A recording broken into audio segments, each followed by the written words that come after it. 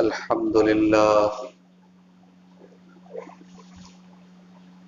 نحمده ونستعينه ونستغفره ونعوذ بالله من شرور أنفسنا ومن سيئات أعمالنا من يهده الله فلا مضل له ومن يضلل فلا هادي له وأشهد أن لا إله إلا الله وحده لا شريك له وأشهد أن محمدا عبده ورسوله يا أيها الذين آمنوا اتقوا الله حق تقاته ولا تموتن إلا وأنتم مسلمون يا أيها الناس اتقوا ربكم الذي خلقكم من نفس واحدة وخلق منها زوجها وبث منهما رجالا كثيرا ونساء واتقوا الله الذي تساءلون به والأرحام إن الله كان عليكم رقيبا يا أيها الذين آمنوا اتقوا الله وقولوا قولا سديدا يصلح لكم أعمالكم ويغفر لكم ذنوبكم ومن يطع الله ورسوله فقد فاز فوزا عظيما أما بعد فإن خير الحديث كتاب الله وخير الهدي هدي محمد صلى الله عليه وسلم وشر الأمور محدثاتها وكل محدثة بدعة وكل بدعة ضلالة وكل ضلالة في النار أعوذ بالله من الشيطان الرجيم بسم الله الرحمن الرحيم قل أعوذ برب الناس ملك الناس إله الناس من شر الوسواس الخناس الذي يوسوس في صدور الناس من الجنة والناس. حاضرین جمعہ، پچھلے 2-3 دنوں کے اندر ہم نے اپنے آس پاس کئی لوگوں کی موت کی خبریں سنی. ہم نے اپنے عزیزوں کو مٹی دی،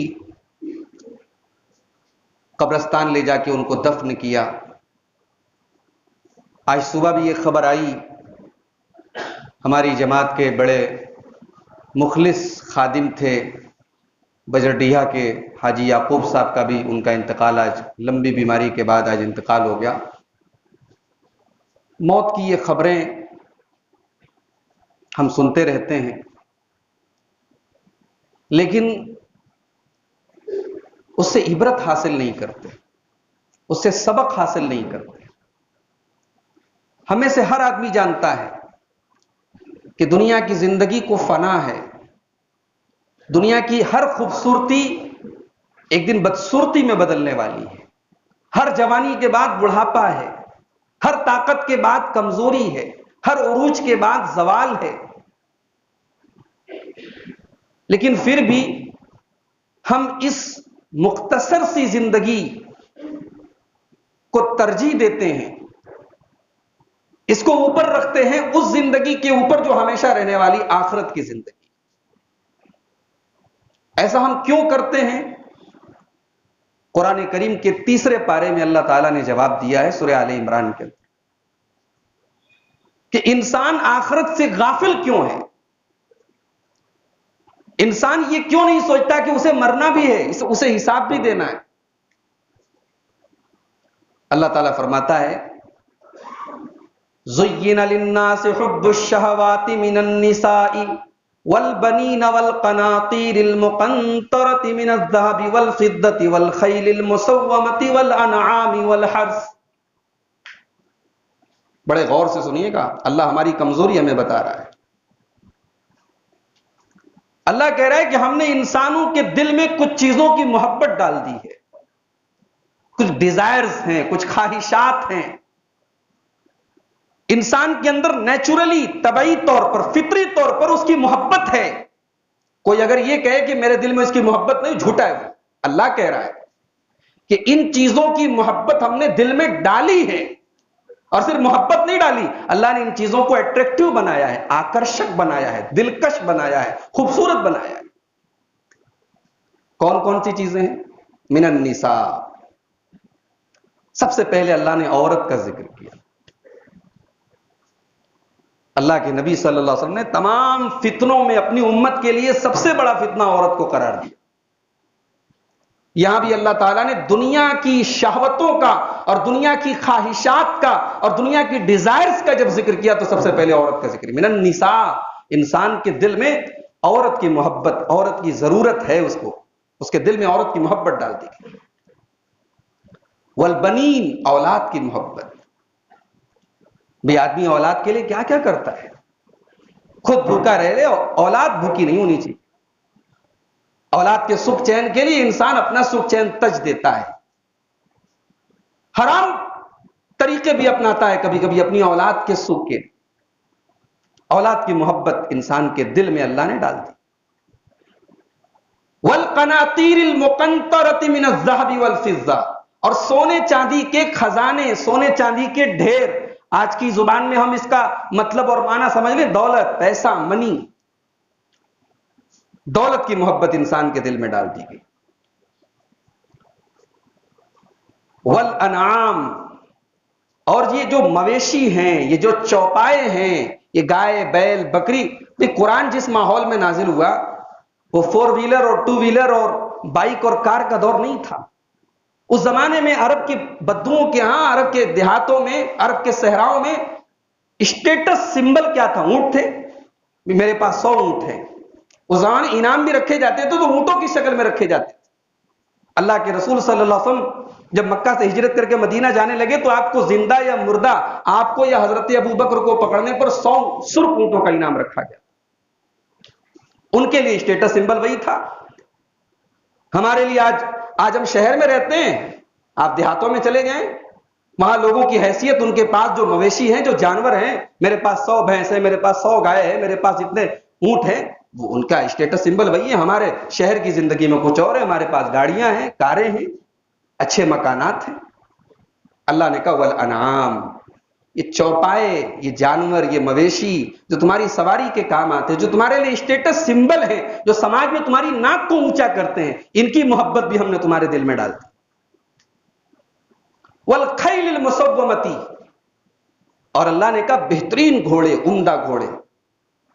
گھوڑے جو ہے، یہ بھی جو لوگ گھوڑے کے شوقین ہوتے ہیں ان کے لیے واقعی میں ایک بڑی شان کی چیز ہوتی ہے.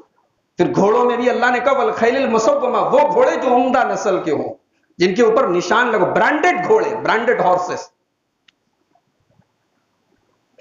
والانعام والحرث. گھوڑے اور چوپائے اور کھیتیاں. بھئی کسان کے لیے اس کا بزنس پلیس، اس کی کھیتیاں ہیں، اس کے کھیت کھلیان ہیں. ہمارے یہاں کپڑے کا کاروبار کرنے والے پاورلوم کے کارخانے، ان کی کھیتی وہی ہے. ایک تاجر کی دکان، ایک بزنس مین کی دکان، اس کا بزنس پلیس ہے.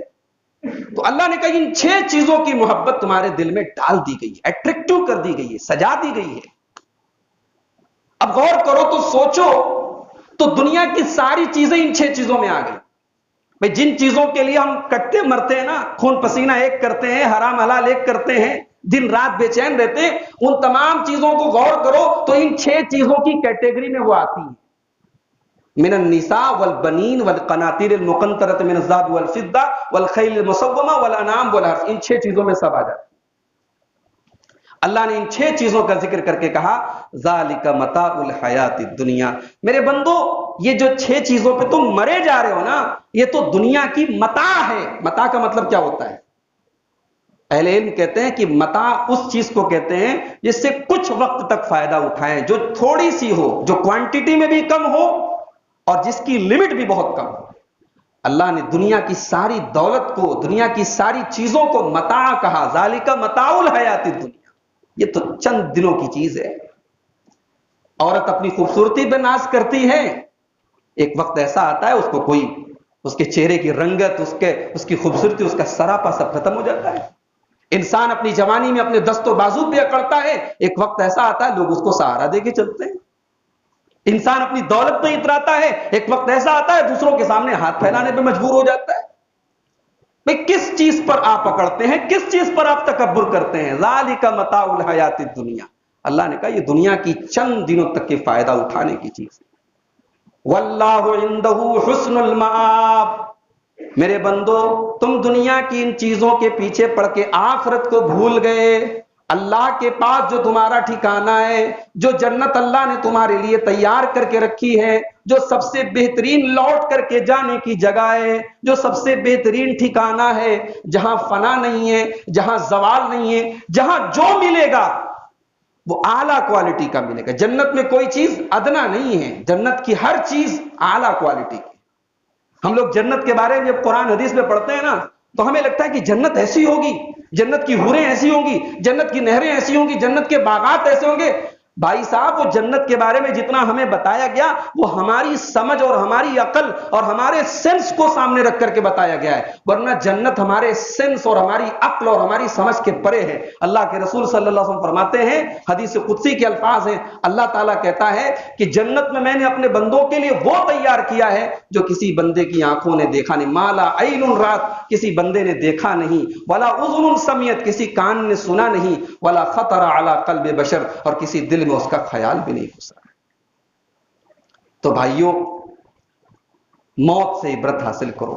کبھی کبھی قبرستان جب ہم جائیں اپنے عزیزوں کو مٹی دیں تو ہم سوچیں اسی مٹی میں ہمیں آنا ہے، یہ حال ہمارا بھی ہونا ہے، اس کفن میں ہمیں بھی لپیٹا جائے گا، ہمیں بھی دوسرے لوگ نہلائیں گے، ہمارے بھی انتقال کی خبریں عام ہوں گی. اس دن کے بعد پھر ہمارے کنٹرول میں کچھ نہیں رہے گا. موت کو وفات کہا جاتا ہے. وفات کا کیا مطلب ہوتا ہے؟ وفات کا مطلب ہوتا ہے پورا کوئی چیز قبضے میں لے لینا. ہم لوگ بولتے ہیں نا فلاں کی وفات ہو گئی. بھئی وفات کیوں ہو گئی؟ موت آتے ہی ہمارا سب کچھ اللہ کے قبضے میں چلا گیا.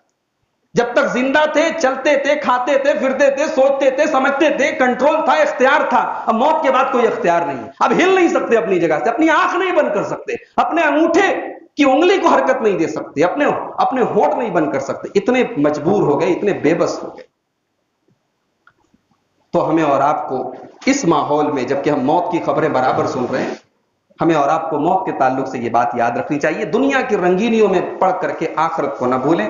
پچھلے خطبہ جمعہ میں ہم تذکرہ کر رہے تھے معوذتین کا.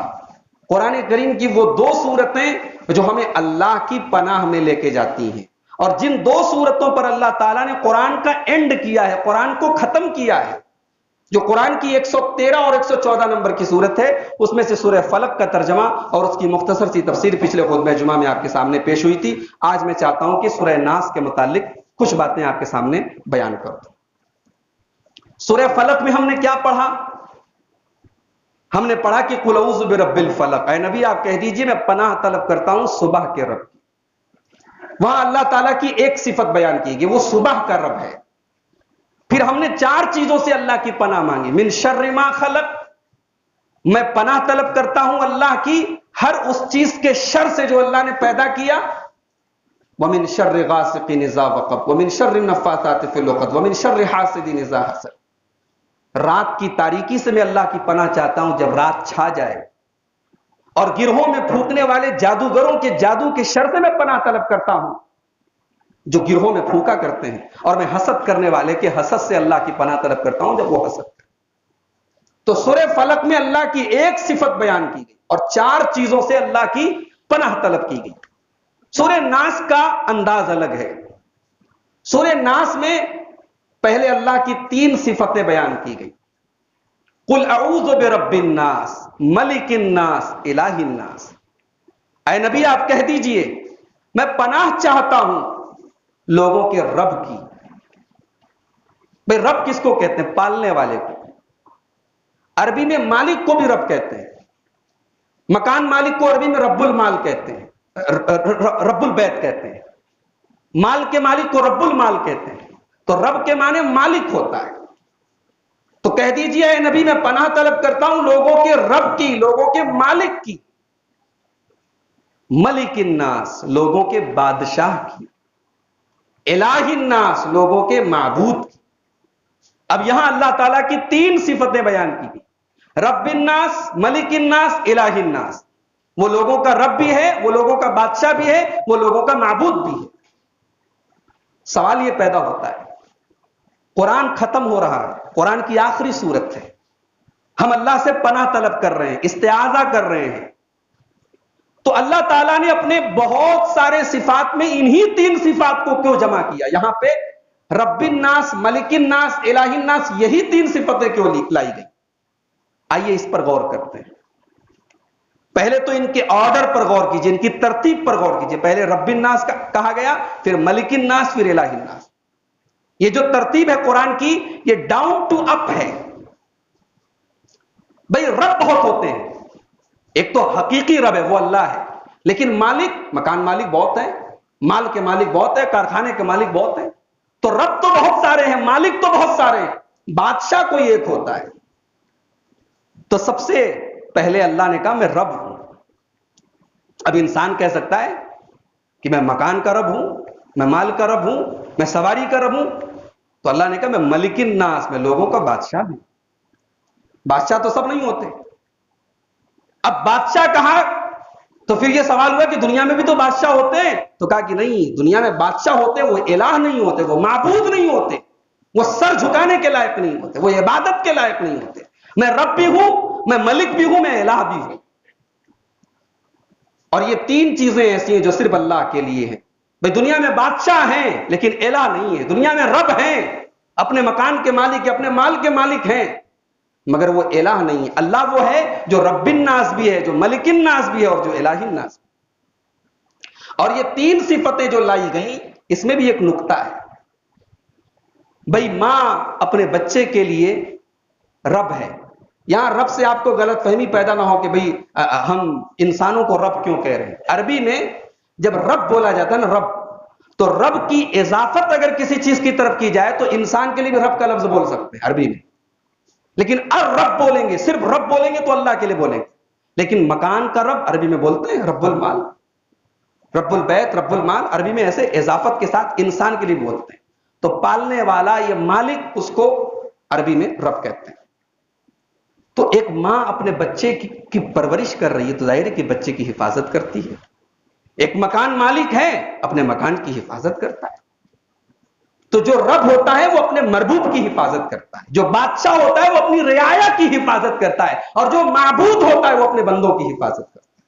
تو اللہ نے جو یہاں 3 صفتیں بیان کی، ان تینوں صفتوں کے اندر کامن چیز یہ ہے کہ تینوں کے اندر حفاظت کا مادہ پایا جا رہا ہے، کہ جیسے رب اپنے مربوب کی حفاظت کرتا ہے، اور بادشاہ اپنی رعایا کی حفاظت کرتا ہے، اور معبود اپنے بندوں کی حفاظت کرتا ہے۔ تو اے قرآن کے پڑھنے والے، تو سورہ ناس پڑھ اور تو اپنے رب کی پناہ طلب کر، وہی تیرا رب ہے، وہی تیرا بادشاہ ہے، اور وہی تیرا معبود ہے، اس کے علاوہ تجھے کہیں اور پناہ نہیں ملے۔ تو 3 صفتیں اللہ کی بیان کی گئی۔ اب ایک چیز سے پناہ مانگی جا رہی۔ سورہ فلق میں 4 چیزوں سے پناہ مانگی گئی، سورہ ناس میں صرف ایک چیز سے پناہ طلب کی جا رہی، من شر الوسواس الخناس۔ میں پناہ طلب کرتا ہوں لوگوں کے رب کی، لوگوں کے بادشاہ کی، لوگوں کے معبود کی، من شر الوسواس الخناس، وسواس سے اور خناس سے۔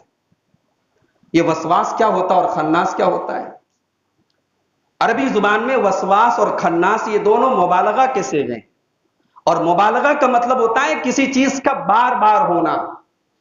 وسواس کا مطلب بار بار وسوسہ ڈالنے والا، اور خناس کا مطلب بار بار پیچھے ہٹ جانے والا۔ میں پناہ طلب کرتا ہوں وسواس سے اور خناس سے، جو بار بار وسوسہ ڈالتا ہے، بار بار پیچھے ہٹ جاتا ہے۔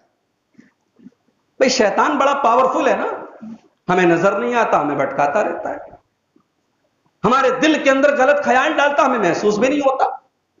تو کبھی کبھی ہمارے ذہن میں یہ خیال پیدا ہو سکتا ہے کہ اللہ نے شیطان کو اتنا پاور کیوں دیا؟ اللہ نے سورہ اعراف میں کہا، انہو یراکم ہوا وقبیلہ من حیث لا ترون۔ شیطان تم کو دیکھتا ہے، شیطان کا قبیلہ تم کو دیکھتا ہے، تم شیطان کو نہیں دیکھتے، شیطان تمہیں نظر نہیں آئے گا، وہ تمہیں دیکھ رہا ہے، تم اسے نہیں دیکھ رہے۔ تو کبھی کبھی ہمارے دل اور دماغ میں غلط فہمی پیدا ہو سکتی ہے کہ اللہ تو نے شیطان کو اتنا پاور کیوں دیا؟ بھئی دشمن نظر آئے تو ہم حملہ کریں، دشمن سامنے آئے تو اسے مار دیں، یہ تو ایسا دشمن ہے جو نظر ہی نہیں آ رہا ہے، چھپ کے حملہ کر رہا ہے۔ تو اللہ نے کہا کہ نہیں، شیطان اتنا بھی پاورفل نہیں ہے جتنا تم سمجھ رہے، وہ وسواس ہے، وہ دلوں میں وسوسہ ڈالتا ہے، وہ گمراہ کرتا ہے، وہ بھٹکاتا ہے، مگر وہ خناس بھی ہے، پھٹ سے پیچھے ہٹ جاتا ہے، اذان کی آواز سن کے ہوا خارج کر کے بھاگ جاتا ہے۔ بھئی اذان دینے میں کتنا ٹائم لگتا ہے؟ 5 منٹ 4 منٹ، لیکن اللہ اکبر اس جملے میں اشہدو ان لا الہ الا اللہ حی علی الصلاۃ حی علی الفلاح، یہ جو اذان کے کلمات ہیں ہمارے لیے نارمل بات ہے، لیکن اللہ کے رسول کی حدیث ہے، شیطان بھاگ جاتا ہے بھائی، اذان کی آواز شیطان برداشت نہیں کر پاتا، اللہ کا نام سن کے شیطان بھاگ جاتا ہے، بہت پاورفل ہے، بڑا طاقتور ہے، اللہ کے کلام سے، اللہ کے نام سے زیادہ طاقتور نہیں ہے۔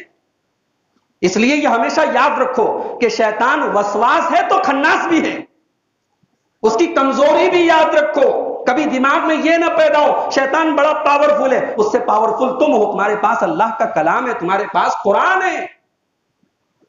یہ ہم بھول گئے، ہمیں وسواس یاد رہا، ہمیں خناس یاد نہیں رہا۔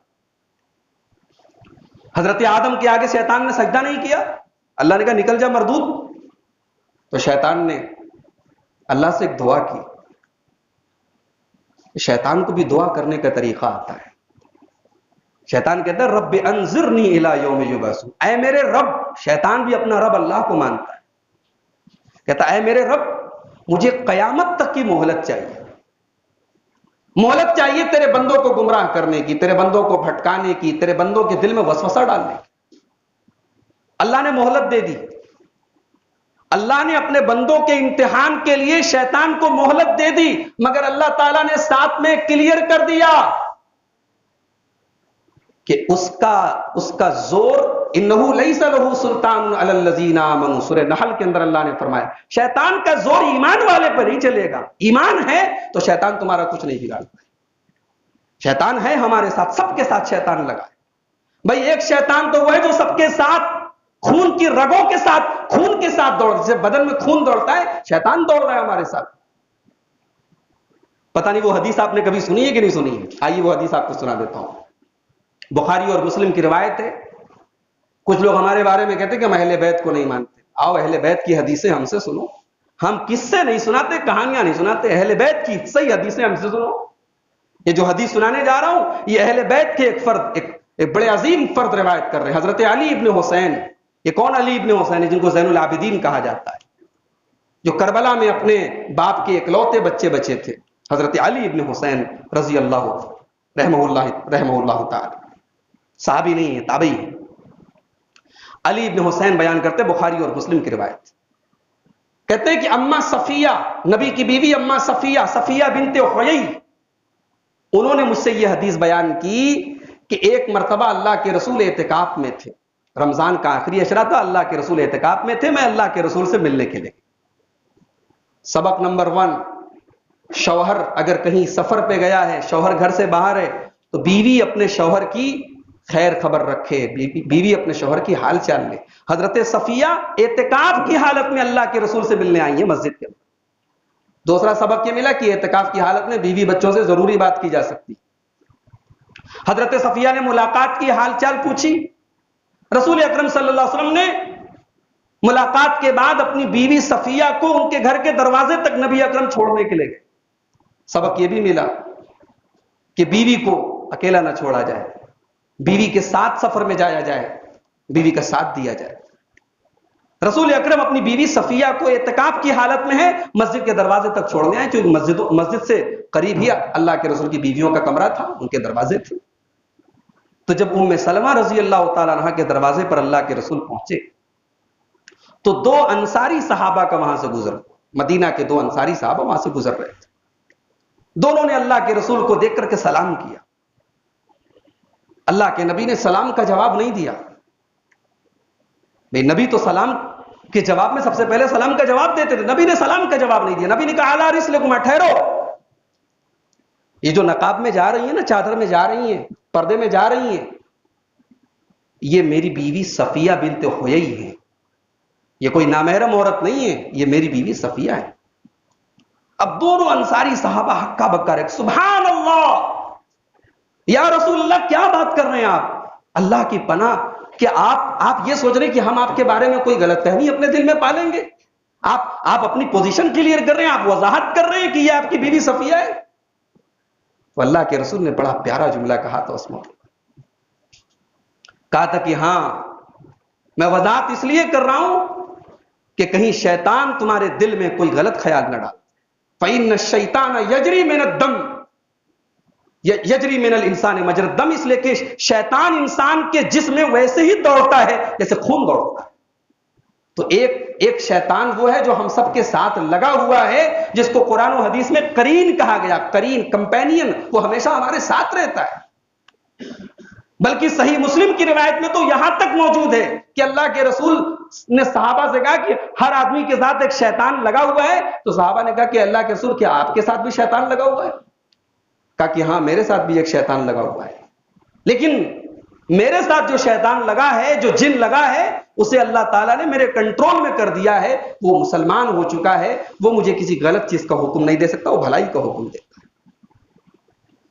تو وسواس اور خناس، وسوسہ ڈالنے والے اور پیچھے ہٹ جانے والے، شیطان وسوسہ بھی ڈالتا ہے، گمراہ بھی کرتا ہے، بھٹکاتا بھی ہے، اللہ کا نام لو تو پیچھے ہٹ جاتا ہے۔ ایک صحابی اللہ کے رسول کے ساتھ سواری پہ جا رہے تھے، اچانک سواری کا پیر پھسلا، صحابی کے منہ سے نکلا تئیس الشیطان، شیطان کا ستیہ ناش ہو۔ تو اللہ کے رسول نے منع کیا، کہا شیطان کا بھاؤ مت بڑھاؤ، یہ جو تم کہہ رہے ہو تئیس الشیطان، شیطان ہلاک ہو جائے، شیطان کا ستیہ ناش ہو جائے، تم شیطان کا بھاؤ بڑھا رہے ہو، تم نے شیطان کا نام لیا، شیطان پھول کے کپا ہو گیا، پھول کے بڑا ہو گیا۔ جب بھی تمہارے ساتھ کوئی ایکسیڈنٹ ہو، کوئی حادثہ ہو، بسم اللہ پڑھا کرو۔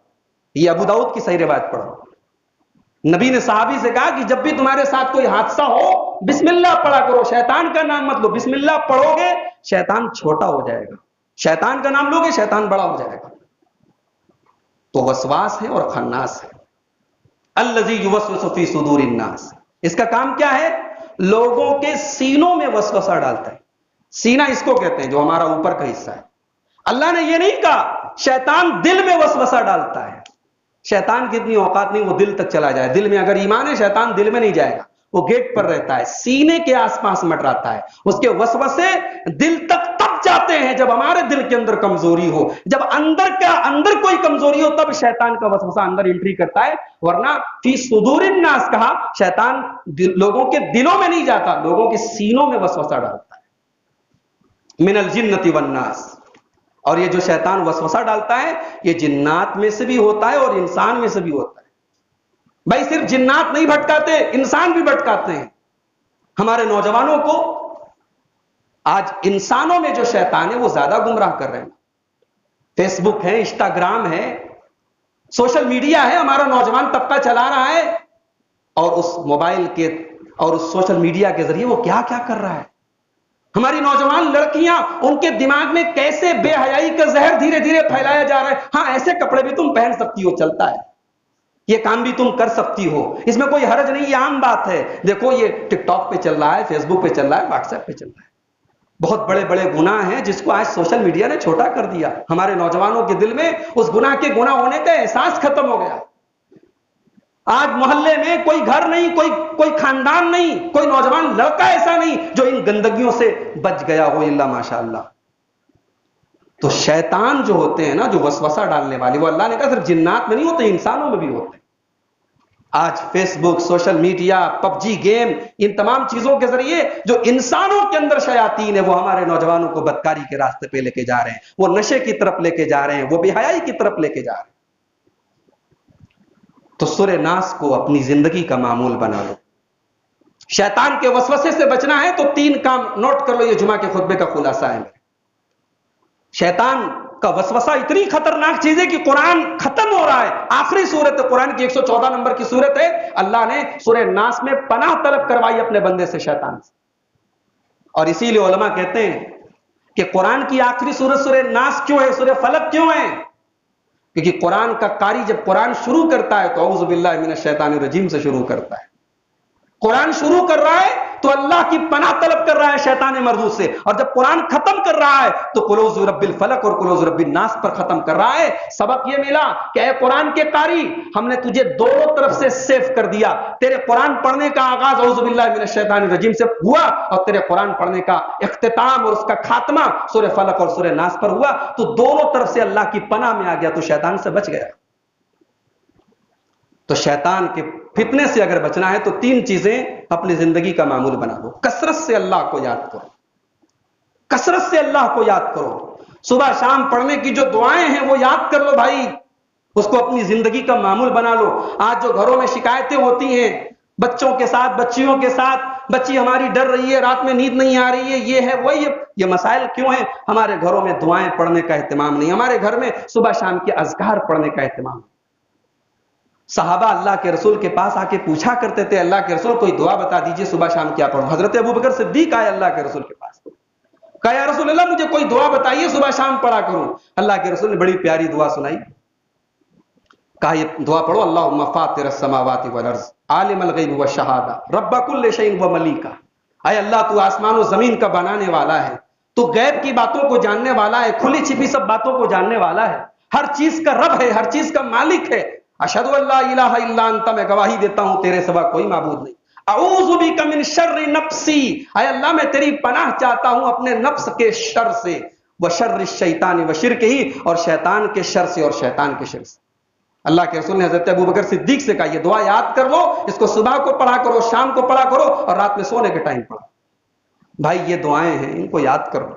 دعا کی ایک کتاب آتی حصن المسلم، مختصر سی کتاب ہے، اس میں تمام دعائیں اکٹھا کر دی گئی ہیں۔ ان کو اگر یاد نہیں کر سکتے دیکھ کے پڑھو، لیکن صبح شام پڑھنے کو معمول۔ تو اللہ کو کثرت سے یاد کرو، شیطان سے بچنا ہے، اللہ کو کثرت سے یاد کرو۔ دوسرا کام، اللہ سے کثرت سے اللہ کی پناہ طلب کرو، اور اللہ کی پناہ طلب کرنے کے لیے بس سورہ فلق اور سورہ ناس کافی۔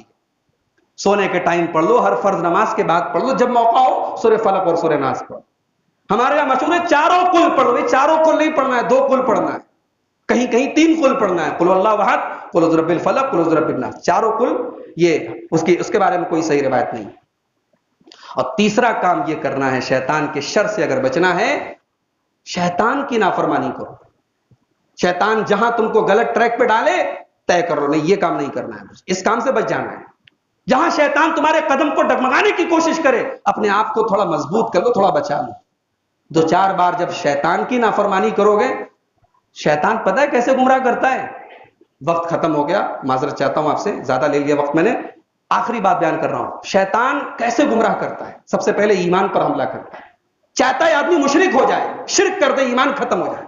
اگر ایمان پر حملہ نہیں کر پایا، شرک نہیں کروا پایا، مزاروں پہ سجدے نہیں کروا پایا، حرام کام نہیں کروا پایا، تو شیطان کا دوسرا حملہ یہ ہوتا ہے، وہ گناہ کے کام کرواتا ہے، چوری کرواتا ہے، شراب پلواتا ہے، نشہ کرواتا ہے، زنا کرواتا ہے۔ اچھا اگر کوئی اللہ کا بندہ ہے، وہ شراب کے قریب نہیں جا رہا، زنا کے قریب نہیں جا رہا، حرام کاموں کے قریب نہیں جا رہا، تو شیطان کا تیسرا وار یہ ہوتا ہے، اسے نیکیوں سے پیچھے کر دیتا ہے، نمازیں چھوڑوا دیتا ہے، نمازوں کی پابندی میں کمی آ گئی، روزوں میں کمی آ گئی، عبادتوں میں کمی آ گئی۔ اچھا کوئی اللہ کا نیک بندہ ہے، نماز میں کوئی کوتاہی نہیں کر رہا، روزے میں کوئی کوتاہی نہیں کر رہا، فرائض پورے کر رہا ہے، تو شیطان کا اگلا وار ہوتا ہے، وہ عبادت میں ریاکاری ڈال دیتا ہے۔ نماز پڑھ رہا ہے، اب دکھاوے کے لیے پڑھ رہا ہے، حج کر رہا ہے، دکھاوے کے لیے کر رہا ہے، زکات دے رہا ہے، دکھاوے کے لیے کر رہا ہے۔ اگر اس سے بھی بچ گیا انسان، ریاکاری بھی نہیں ہو اس کے اندر، تو عبادت کے بعد انسان کے دل میں یہ خیال ڈالتا ہے، ارے تو بہت نیک ہے، اتنی نمازیں پڑھ رہا ہے، رات میں تہجد پڑھ رہا ہے، تیری جنت تو پکی ہے۔ یہ غرور ڈال دیتا ہے انسان کے اندر۔ یہ ہے شیطان کی حرکتیں، یہ وسواس بھی ہے اور خناس بھی ہے۔ آئیے اللہ سے دعا کرے رب العالمین ہم سب کو شیطان کے شر سے پناہ میں رکھے، ہمیں شیطان کے وسوسوں سے پناہ میں رکھے، ہمیں رب العالمین سورہ فلق اور سورہ ناس کے اندر جو سبق دیا گیا ہے اس سبق کو اپنی زندگی میں اپنانے کی توفیق عطا فرمائے۔ اللہ تعالی ہم میں سے جو لوگ دنیا سے گئے ہیں، جنہیں اہل توحید کا خاتمہ ہوا، اللہ ان سب کی مغفرت فرمائے، ان کی خطاؤں کو درگزر فرمائے، ان کی نیکیوں کو قبول فرمائے۔ رب العالمین ہمیں دنیا میں موت کی اور موت کے بعد کی تیاری کرنے کی توفیق عطا فرمائے، جب تک ہم دنیا میں زندہ رہیں، اسلام پر زندہ رہیں اور خاتمہ ہم سب کا ایمان پر ہو۔ وآخر دعوانا الحمد للہ رب العالمین۔